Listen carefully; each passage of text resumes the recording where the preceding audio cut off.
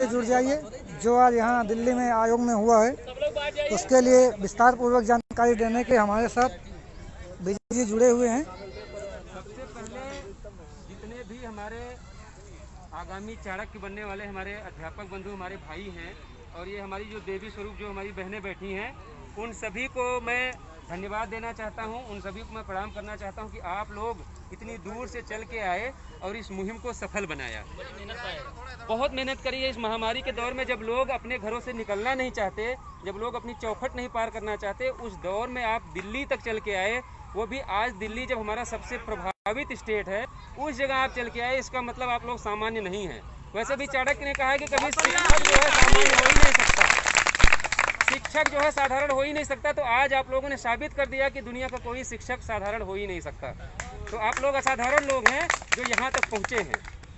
आज यहाँ इकट्ठा होने का आपका प्रतिफल ये हुआ कि माननीय वाइस चेयरमैन साहब लोकेश प्रजापति जी से हम लोगों के, आप लोगों के प्रतिनिधिमंडल की मुलाकात हुई। उन्होंने पूरे मामले को, चूँकि उन्हें पहले से जानकारी थी, उन्होंने दोबारा सुना और उन्होंने ये बात बोली कि जब आप लोगों का पहले से हमने प्रक्रिया पे स्टे दे रखा है, फिर आप इस महामारी में अपने अमूल्य जीवन को क्यों संकट में डाल रहे हैं।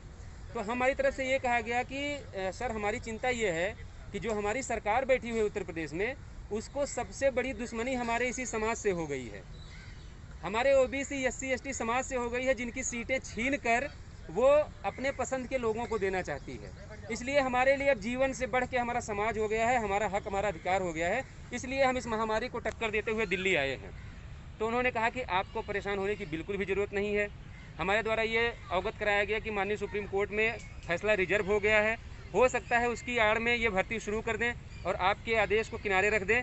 उन्होंने सुप्रीम कोर्ट नहीं, अगर और कोई इंस्टीट्यूट भारत में बचा हो जहां से वो राहत लेने की कोशिश करें, तब तक राहत नहीं ले पाएंगे जब तक हमारे सामने बैठ के, और उसमें आप भी होंगे, जब तक हमको आपको संतुष्ट नहीं कर देंगे तब तक वो भर्ती प्रक्रिया आगे नहीं बढ़ा सकते। एक बात जो मैं सभी लोगों से कहता था, मैंने, आप लोगों ने देखा होगा कि मैंने सोशल मीडिया पे थोड़ी सी सक्रियता कम कर दी है। उसकी वजह यही थी कि अपने लोगों को समझाना बहुत टेढ़ी खीर है। क्यों जानते हैं? बेशक कोई हमें नाम दे कि हम पिछड़ा वर्ग के हैं, लेकिन हम उनके बाप हैं, उनके बाप हैं हम। जहां वो सोचना खत्म कर देते हैं, हम उसके बाद भी सोच के बैठते हैं और इतनी कुव्वत रखते हैं कि गलत होने पर अपने ही भाई बहनों को टारगेट कर सके, उनको टॉर्चर कर सके कि नहीं तुम हमारे सही काम करो। ये हमारे और उनमें फर्क अंतर है, ये अंतर है हमारे और उन बीच में। तो ये बातें जब वहाँ बताई गई तो उन्होंने कहा कि आप लोग बिल्कुल भी परेशान मत हो।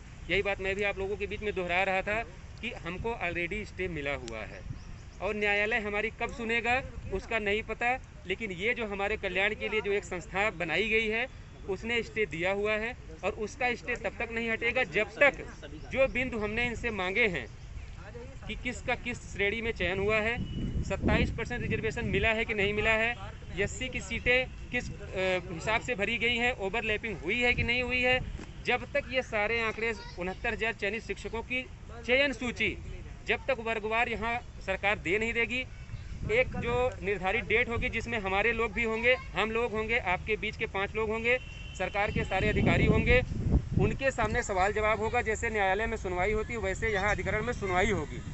यहाँ से जो नतीजा निकलेगा, यदि हम लोग संतुष्ट होंगे, आयोग संतुष्ट होगा, तभी ये भर्ती प्रक्रिया आगे बढ़ेगी, नहीं तो किसी भी कीमत पे आगे नहीं बढ़ेगी, नहीं बढ़नी चाहिए जब तक हमको डाटा। माननीय उपाध्यक्ष जी ने एक बात और क्लियर की कि उत्तर प्रदेश में वर्तमान में 2 भर्ती प्रक्रिया पे हमने जो है स्थगनादेश लगा रखा है, स्टे कर रखा है जी, सही करें आप।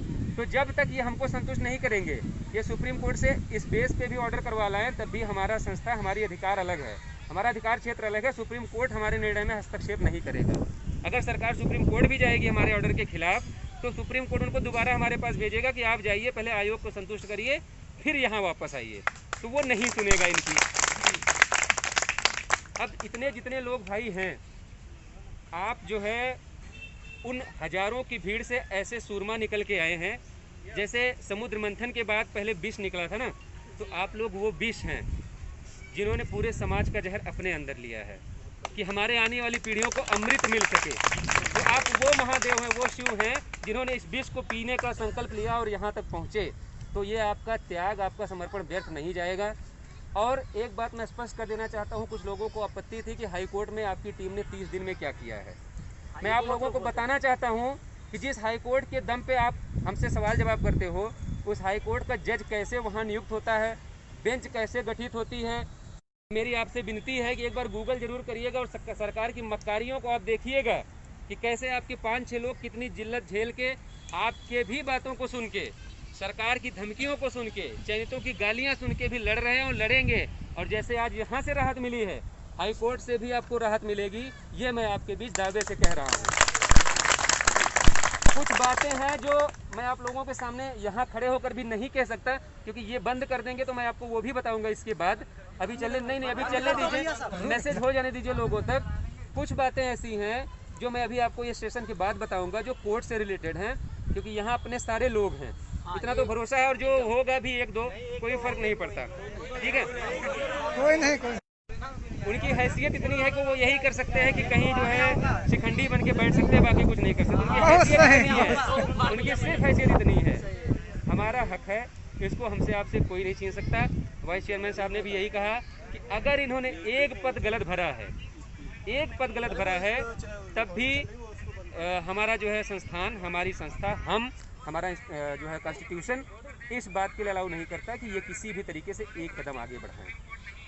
पूरी तरह से निश्चिंत रहिए। वही बातें हुई जो हम लोग पहले से कह रहे थे। आपके पास आयोग का एक स्टे है, जिसको ये न्यायालय में चैलेंज करने जाएंगे तो न्यायालय इनको दोबारा यहीं भेजेगा कि वो भी एक संस्थान है, आप वहाँ जाइए, पहले उनको संतुष्ट करिए, फिर आप हमारे पास आइए।